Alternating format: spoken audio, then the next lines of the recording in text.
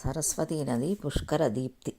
నదీ స్నానాలు, కోనేటి స్నానాలు, సముద్ర స్నానాలు, మంగళ స్నానాలు హిందువుల సాంప్రదాయం. అలాగే తీర్థయాత్రలు, పుణ్యక్షేత్రాల దర్శనం కూడా నీటితో ముడిపడి ఉంది. నదీ స్నానాలలో పుష్కర స్నానం పుణ్యప్రదమని పురాణ వచనం. ఇలా జీవరాశులకు ప్రధానమైన జలం ప్రాముఖ్యతను గుర్తు చేసేవే పుష్కరాలు.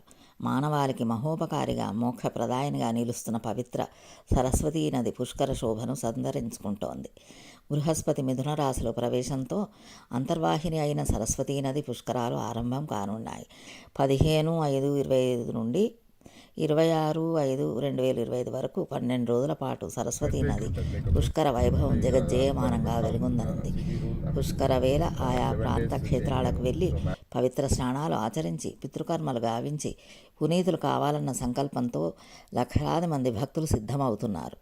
పుష్కరాలకు జరిగే ప్రదేశాలు: సరస్వతీ నది ఉత్తరాఖండ్ రాష్ట్రం బద్రీనాథ్ దగ్గరలోని మన అనే గ్రామంలో పుట్టింది.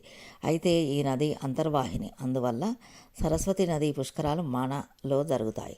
అలాగే ఉత్తరప్రదేశ్ రాష్ట్రం ప్రయాగ్రాజ్లోని త్రివేణి సంగమంలోను, రాజస్థాన్ రాష్ట్రంలోని పుష్కర్లోను, గుజరాత్ రాష్ట్రంలోని సోమనాథ్ త్రివేణి సంగమంలోనూ జరుగుతాయి.